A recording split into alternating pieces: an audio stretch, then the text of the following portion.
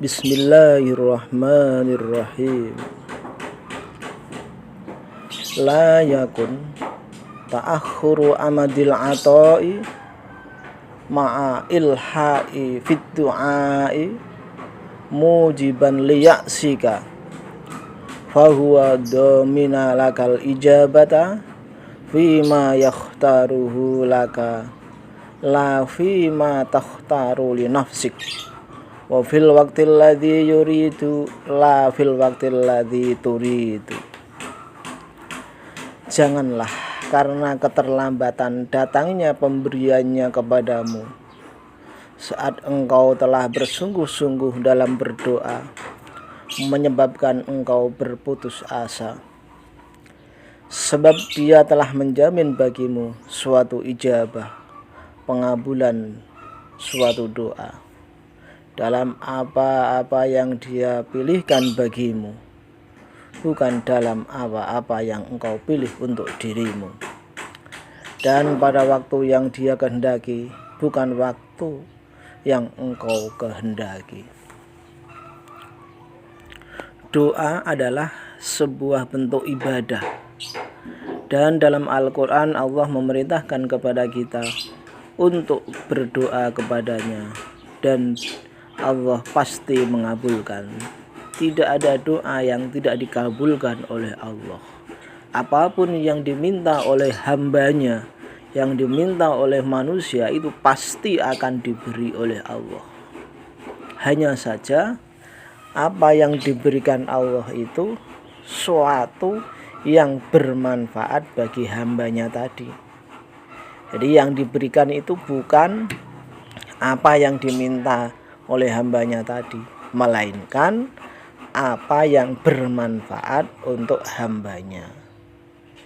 Dan cara pemberiannya bukan waktu yang diminta oleh hambanya, tapi waktu yang sesuai untuk hambanya.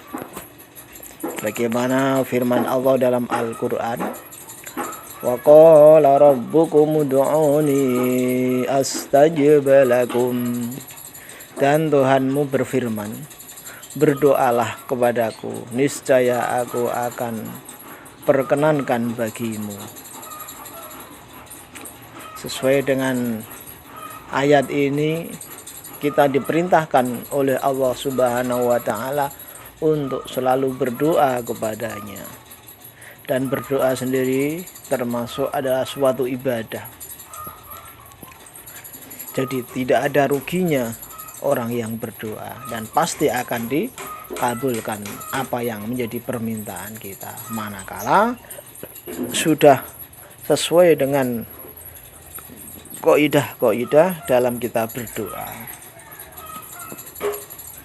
Tanda orang mukmin yang sejati adalah lebih yakin dengan apa yang ada di tangan Allah daripada apa yang dapat diusahakan oleh tangannya sendiri.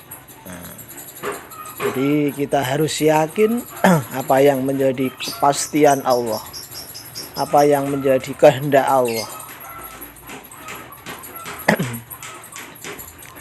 Sedangkan apa yang kita kehendaki itu belum tentu baik untuk kita. Yang lebih tahu adalah Allah, sebab Allah adalah yang mempunyai diri kita. Ketika doa yang kita panjatkan seolah tidak mendapat pengabulan dari Allah Ta'ala, di situ terdapat ruang pengetahuan yang kosong yang harus kita cari dan isi. Doa di sini bukan hanya terkait masalah duniawi, tetapi juga termasuk dalam hal spiritual. Misalkan kita berdoa agar diterima taubatnya dan dibersihkan dari segala dosa dan lain-lain sebagainya. Hakikatnya setiap doa yang kita panjatkan adalah sebuah refleksi dari objek yang telah Allah siapkan. Tidak serta-merta kita menginginkan sesuatu di dalam hati, kecuali telah ada objeknya. Tanpa objek yang telah Allah sediakan, pada dasarnya setiap orang tidak akan punya keinginan untuk berdoa. Jadi semuanya sudah menjadi kepastian Allah. Apa yang diminta oleh hamba itu adalah sudah menjadi kepastian Allah juga. Pastinya nanti akan disembadani oleh Allah semua. Seperti ketika menginginkan sebuah makanan, karena baunya sudah tercium dari jauh. Hanya saja manusia kerap terjebak oleh ketidaksabaran dan waham kesalahan atau pemikiran tentang dirinya sendiri.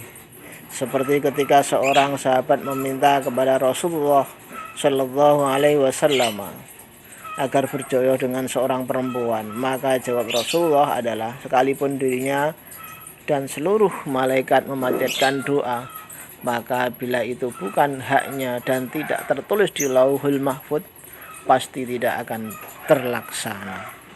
Keinginannya untuk memiliki jodoh adalah sebuah isyarat akan objek yang Allah sediakan, tetapi keinginannya akan perempuan tertentu adalah karena syahwat dan wahamnya yang masih belum surut. Doa membutuhkan pengenalan atau makrifat akan Allah dan akan diri sendiri. Allah yang lebih tahu apa yang terbaik bagi makhluknya. Lebih dari seorang ibu mengetahui kebutuhan bayinya. Allah telah berjanji akan mengabulkan doa sesuai dengan firman Allah. Mintalah kamu kepadaku, aku akan mengijabah doamu semua. Dan Allah berfirman, Tuhanmu lah yang menjadikan segala yang dikehendakinya dan memilikinya sendiri. Tidak ada hak bagi mereka untuk memilih. Sebaiknya seorang hamba yang tidak mengetahui apa yang akan terjadi, engkau kebodohan dirinya sehingga tidak memilih sesuatu yang telah baginya sepintas baik, padahal ia tidak mengetahui bagaimana akibatnya. Karena itu bila Tuhan Maha mengetahui, Maha bijaksana, memilihkan untuknya sesuatu, hendaknya rela dan menerima apa yang dipilihkan oleh Tuhan yang Maha Pengasih, Maha mengetahui dan Maha bijaksana. Walaupun pada lahirnya pahit dan menyakitkan rasanya, namun itulah yang terbaik baginya. Karena itu bila berdoa kemudian belum juga terkabulkan keinginannya, janganlah terburu-buru putus asa.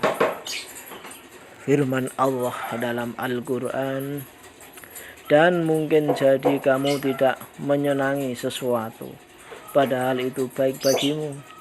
Dan mungkin jadi kamu menyukai sesuatu, padahal itu tidak baik bagimu. Allah mengetahui sedang kamu tidak mengetahui. Al-Quran Surat Al-Baqarah ayat 216.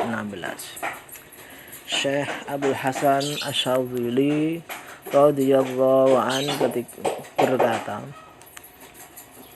beliau ketika mengartikan ayat ini, sungguh telah diterima doamu berdua, Musa dan Harun alaihissalam, yaitu tentang kebinasaan Fir'aun dan tentaranya. Maka hendaklah kamu berdua tetap istiqomah, sabar dalam melanjutkan perjuangan dan terus berdoa, dan jangan menyukai jejak orang-orang yang tidak mengerti kekuasaan dan kebijaksanaan Allah. Maka terlaksananya kebinasaan Fir'aun, yang berarti setelah diterima doa Nabi Musa dan Harun alaihi wassalam selama kurang lebih dari 40 tahun lamanya.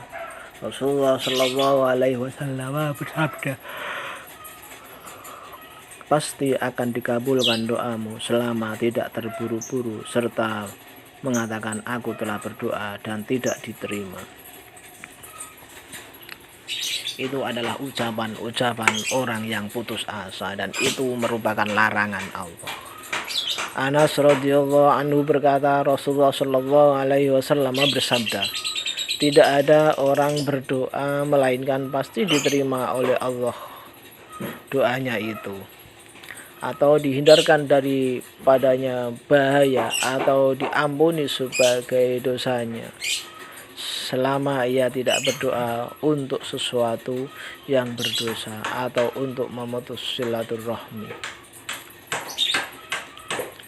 Syekh Abu Abbas Al-Mursi ketika ia sakit, datang seorang membesuknya dan berkata, "Semoga Allah menyembuhkanmu." Abu Abbas terdiam dan tidak menjawab. Kemudian orang itu berkata lagi, "Allah yu'afika." Maka Abu Abbas menjawab, "Apakah kamu mengira aku tidak memohon kesehatan kepada Allah? Sungguh aku telah memohon kesehatan dan penderitaanku ini termasuk kesehatan."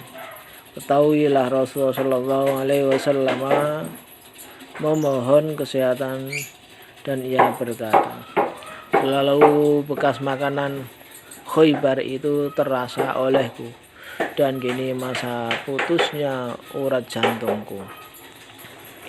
Abu Bakar As-Siddiq memohon kesehatan dan meninggal terkena racun.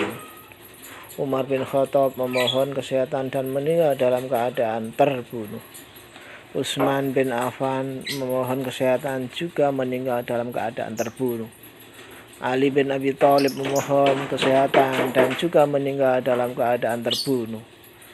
Maka bila engkau memohon kesehatan kepada Allah, mohonlah menurut apa yang telah ditentukan oleh Allah untukmu.